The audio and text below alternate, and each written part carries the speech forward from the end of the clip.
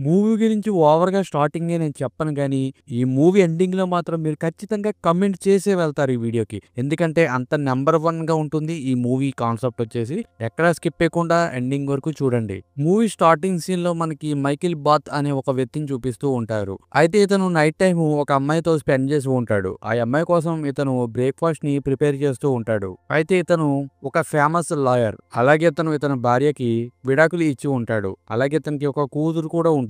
ఇతని కూతురు ఫారెన్‌లో చదువుతూ ఉంటుంది. అయితే నైట్ టైము ఇతనితో ఉన్న అమ్మాయి ఇతనికి బాయ్ చెప్పి అక్కడి నుంచి వెళ్ళిపోతుంది. తర్వాత మైకేల్ కిటికీ దగ్గర నుంచుంటేని బయట సైడు ట్రైన్ వెళ్తూ ఉంటుంది. ఇతను ఆ ట్రైన్‌ని చూస్తూ ఉండగానే మూవీ ఫ్లాష్‌బ్యాక్‌లో వెళ్తుంది. అది 1958 ఇయర్. అప్పుడు మైకేల్ స్కూల్‌కి వెళ్తూ ఉంటాడు. అప్పుడు ఇతని ఏజ్ 14 ఇయర్స్ ఉంటాయి. అయితే స్కూల్ అయిన తర్వాత ఇతను ఇంటికి వెళ్తూ ఉంటాడు. అయితే ట్రైన్ జర్నీ అతనికి కొద్దిగా ఇబ్బందిగా అనిపించి కడుపులో తిప్పి ఒక అపార్ట్మెంట్ ముందు ఇతను వామిటింగ్ చేసుకుంటాడు. అప్పుడు అక్కడికి ఒక లేడీ వచ్చి ఇతనికి హెల్ప్ చేస్తుంది. అలాగే ఇతను చేసుకున్న వామిటింగ్ ని కూడా క్లీన్ చేస్తుంది. తర్వాత ఇతన్ని తన ఇంటి దగ్గర డ్రాప్ చేసి ఆమె వెళ్ళిపోతుంది.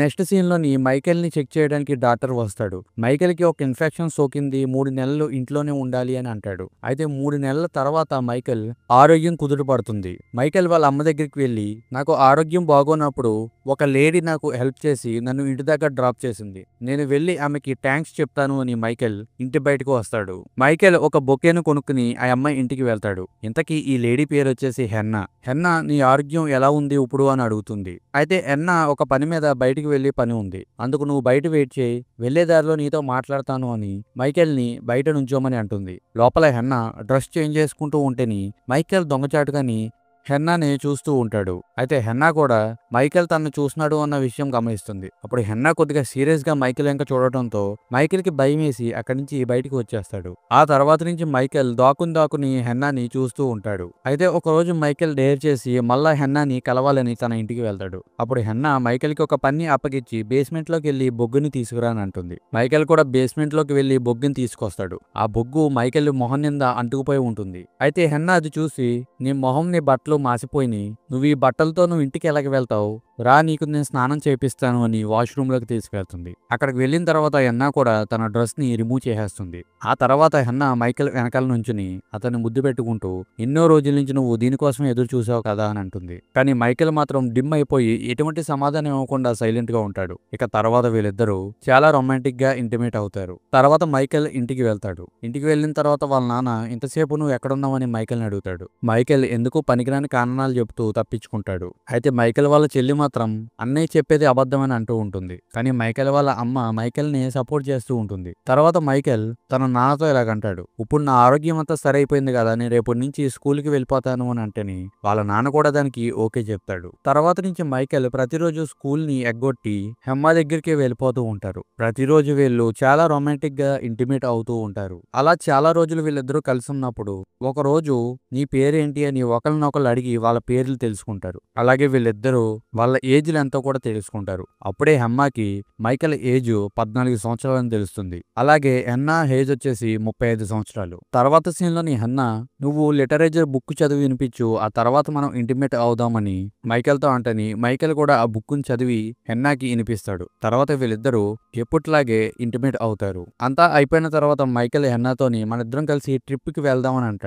అయితే ట్రిప్ కి వెళ్ళాలంటే డబ్బులు కావాలి కాబట్టి మైకేల్ తన దగ్గర ఉన్న స్టాంప్ కలెక్షన్ నుంచి కొన్ని స్టాంపులు తీసి వాటిని సెల్ చేసి ఆ డబ్బులతో హెన్నాతో కలిసి ఒక చిన్న టూర్ వేస్తాడు. తర్వాత వీళ్ళిద్దరూ సైకిల్స్ తొక్కుంటూ చాలా హ్యాపీగా తిరుగుతూ ఉంటారు. అయితే వీళ్ళిద్దరూ చాలా డీప్ లవ్ లోకి వెళ్ళిపోతారు. తర్వాత వీళ్ళిద్దరూ ఒక రెస్టారెంట్ కి వెళ్తారు. అక్కడ హెన్నా మెన్యూ చూసి తను ఆర్డర్ చేయకుండా ఆ మెన్యూని మైకేల్ కి ఇచ్చేస్తుంది. నువ్వు ఏది ఆర్డర్ చేస్తే అదే నేను తింటాను అని అంటుంది. అయితే ఇప్పుడు జరిగిన ఈ సిచ్యువేషన్ ని గుర్తుంచుకోండి. ఎందుకు హెన్నా మెన్యూ చూసి కూడా తను ఆర్డర్ చేయకుండా మైకేల్ కి ఇచ్చేసింది. దీనికి అర్థం మీకు మూవీ ముందుకు వెళ్తే అర్థం అవుతుంది. వీళ్ళిద్దరూ ఫుడ్ తినేసిన తర్వాత మైకేల్ రెస్టారెంట్ లో బిల్ పే చేసి వెళ్తూ ఉంటాడు. అయితే ఆ రెస్టారెంట్ ఓనర్ మీకు మీ అమ్మకి ఫుడ్ నచ్చిందా అని అడుగుతుంది. అయితే ఈ సిచ్యువేషన్ లో మైకేల్ ఆవిడ మా అమ్మ కాదు నా గర్ల్ ఫ్రెండ్ అని చెప్పాలి అనుకుంటాడు. కానీ అలా చెప్పకుండా డైరెక్ట్ గా హెమ్మ దగ్గరికి వెళ్లి హెమ్మకి ముద్దు పెడతాడు. ఇంకా రెస్టారెంట్ ఓనర్ ఆటోమేటిక్ గా అర్థం చేసేసుకుంటుంది. తర్వాత వీళ్ళిద్దరూ ఆ పక్కన ఉన్న చర్చ్ కి వెళ్తారు. అక్కడ హెమ్మ ఆటోమేటిక్ గా ఎమోషనల్ అయిపోతుంది. తర్వాత వీళ్ళిద్దరూ ఒక ప్లేస్ లోకి వెళ్లి కూర్చుంటారు. అక్కడ మైకేల్ హెమ్మ కోసం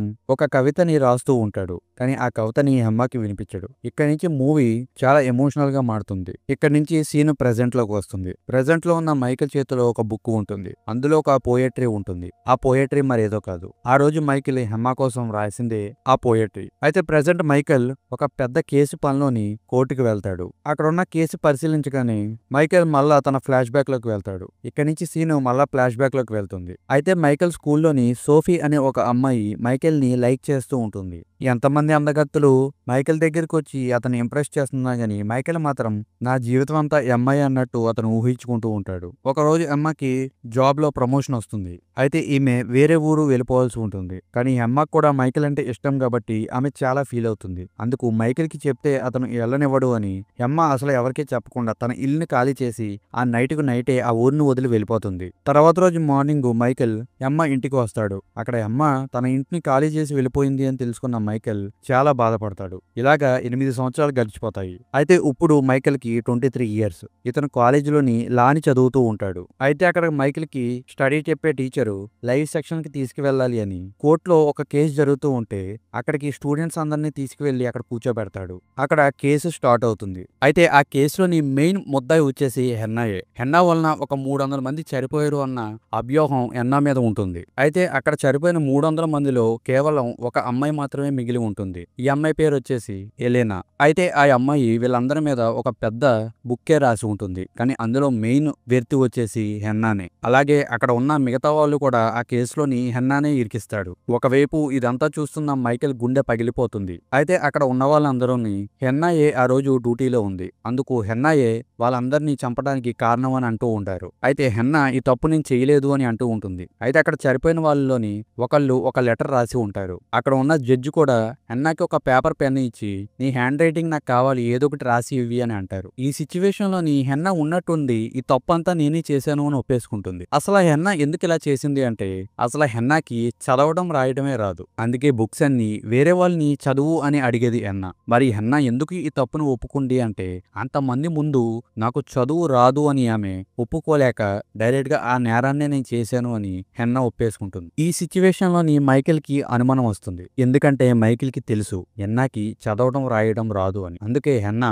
మైకేల్ కి బుక్స్ ఇచ్చి చదువు అని అనేది. ఆ రోజు రెస్టారెంట్ లో కూడా మెనూ చూడగానే ఆమెకి చదవడం రాదు కాబట్టి మెనూ మైకేల్ కి ఇచ్చేసి ఉంటుంది. నెక్స్ట్ సీన్ లోని మైకేల్ ఈ విషయాన్ని తన ప్రొఫెసర్ కి చెప్తాడు. ఈ సిచ్యువేషన్ లో ప్రొఫెసర్ హెన్నాని మనం కాపాడలేము. ఎందుకంటే హెన్నా తనకు తానే ఆ తప్పు నేను చేశాను అని ఒప్పేసుకుంది. కానీ మనం ఒక విషయాన్ని అయితే ప్రూవ్ చేయొచ్చు. హెన్నాకి చదువు రాదు అని మనం అందరికీ ప్రూవ్ చేయొచ్చు అని ప్రొఫెసర్ అంటే ఆ తర్వాత మైకేల్ హెన్నా దగ్గరికి వెళ్తాడు. నీకు చదువు రాదు అని అందరి ముందు ఒప్పుకో అని కన్విన్స్ చేయడానికి. కానీ జైల్లోని మైకేల్ హెన్నాని కలవడానికి ఎంతో ట్రై చేస్తాడు గాని కలవలేకపోతాడు. నెక్స్ట్ సీన్ లోని కోర్టులోని జడ్జి వీళ్ళందరికీ శిక్షణ విధిస్తూ ఉంటాడు. అక్కడ మిగతా వాళ్ళందరికీ 4 సంవత్సరాల శిక్షణ విధిస్తే హెన్నాకి మాత్రం జీవితకాలం శిక్షణ విధిస్తారు. ఈ సిచ్యువేషన్ లోని మైకేల్ ఎంతో బాధపడుతూ చాలా ఏడుస్తూ ఉంటాడు. అతను తన దుఃఖాన్ని ఆపుకోలేకపోతాడు. తర్వాత మైకేల్ పెద్దవాడు అవుతాడు. అతను పెళ్లి చేసుకుంటాడు. ఇతనికి ఒక అందమైన పాప కూడా పుడుతుంది. ఇప్పుడు కూడా మైకేల్ హెన్నానే లవ్ చేస్తూ ఉంటాడు. అందుకు ఇతను తన భార్యతో కలిసి ఉండలేక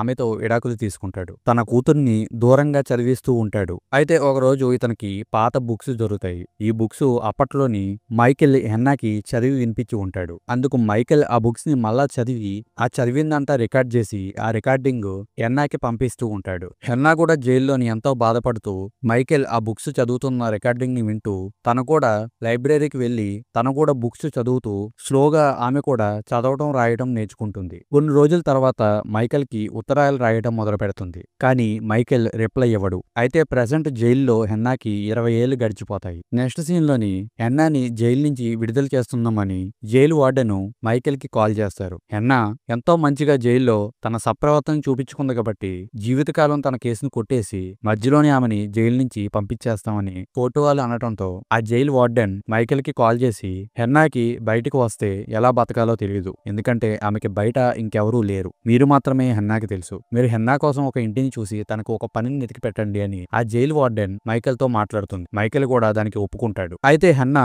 జైలు నుంచి రిలీజ్ అయ్యే వారం రోజుల ముందే మైకేల్ జైలుకి వెళ్లి హెన్నాని కలుస్తాడు. అయితే వీళ్ళిద్దరూ చాలా రోజుల తర్వాత ఒకరినొకరు చూసుకున్నారు. వీళ్ళిద్దరూ చాలా ఎమోషనల్ అవుతారు. ఈ సిచ్యువేషన్ లో హెన్నా నేను ఏ తప్పు చేశానో నాకు తెలియదు గాని దేవుడు నాకు చాలా పెద్ద శిక్షను విధించాడు అని తన బాధల్ని మైకేల్ కి చెప్పుకుంటాడు. చెప్పుకుంటూ ఉంటుంది. కొద్ది సమయం వీళ్ళిద్దరూ మాట్లాడుకున్న తర్వాత హెన్నా తన రూమ్ లోకి వెళ్తుంది. ఇక్కడ హెన్నా ఏం ఆలోచించిందో తెలియదు కానీ తన రూమ్ లో హ్యాంగ్ చేసుకుని సరిపోతుంది. ఒకవైపేమో బయట మైకెల్ హెన్నా కోసం ఒక మంచి రూమ్ ని అలాగే జాబ్ ని చూసి ఉంచుతాడు. అంతా రెడీ అయిన తర్వాత హెన్నాని తీసుకురావడానికి జైలుకి వెళ్తే అక్కడున్న వార్డెన్ హెన్నా చనిపోయింది అన్న బ్యాడ్ న్యూస్ ని మైకెల్ కి అందిస్తుంది. అయితే హెన్నా చనిపోయేటప్పుడు మైకెల్ కోసం ఒక లెటర్ ని రాసి ఒక బాక్స్ ని మైకెల్ కి అందించమని ఆ లెటర్ లో రాసి ఉంటుంది. ఆ వార్డెన్ కూడా ఆ బాక్స్ ని ఆ లెటర్ ని మైకెల్ కి ఇచ్చేస్తుంది. అయితే హెన్నా ఆ లెటర్ లో ఇలా రాసి ఉంటుంది, ఇది నా చివరి కోరిక, నా వలన బాధపడిన వాళ్ళకి ఈ డబ్బులు ఇచ్చేయి అని హెన్నా ఆ లెటర్ లో రాసి ఉంటుంది. తర్వాత రోజే మైకెల్ న్యూయార్క్ వెళ్తాడు. అక్కడ హిలానాని కలుస్తాడు. అక్కడ మైకెల్ హెమ్మాకి తినకి మధ్యన ఉన్న స్టోరీని అంతా హిలానాతో షేర్ చేసుకుంటాడు. అలాగే ఆమెకి రాయటం చదవటం రాదు అని మొత్తం అంతా హిలానాతో మైకెల్ చెప్తాడు. లాస్ట్ లో ఆ బాక్స్ ని తనకి అందిస్తాడు. అయితే జరిగిన విషయం తెలుసుకుని హిలానా చాలా బాధపడుతూ ఉంటుంది. ఆమె ఆ బాక్స్ లో ఉన్న డబ్బులు తీసుకుంటాకి ఒప్పుకోదు. కానీ మైకెల్ మీరు తీసుకోపోతే ఎవరన్నా చదువులేని వాళ్ళకి ఆ డబ్బులు దానం చేసేయండి అని అంటాడు. దానికి హిలానా కూడా ఒప్పుకుంటుంది. నెక్స్ట్ సీన్ లోని 1995 ని చూపిస్తారు. ఈ సీన్ లోని మైకెల్ తన కూతుర్ని మనకు మూవీ స్టార్టింగ్ లోని మైకెల్ అలాగే హెమ్మ ఒక చర్చి దగ్గరికి వెళ్లారు చూడండి. ఆ చర్చి దగ్గరికి తన కూతుర్ని తీసుకెళ్తాడు మైకెల్. అక్కడ తన కూతురికి తన స్టోరీని అంతా చెప్తూ ఉంటాడు. తన కూతురు కూడా తన ఫాదర్ స్టోరీని వింటూ ఉంటుంది. అయితే ఈ సీన్ తోనే ఈ మూవీ అయిపోతుంది. ఫ్రెండ్స్, ఇక్కడి వరకు మూవీ చూసిన వాళ్ళు ఈ మూవీ పైన మీ ఒపీనియన్ ఏంటో కమెంట్ సెక్షన్ లో చెప్పడం మర్చిపోకండి. అలాగే మన ఛానల్ కి ఫస్ట్ టైం వచ్చి ఉంటే సబ్స్క్రైబ్ చేసుకోండి. మన ఛానల్లో ఇంకా చాలా వీడియోస్ ని ఎక్స్ప్లెయిన్ చేస్తాం, అవి కూడా చూసి ఎంజాయ్ చేయండి.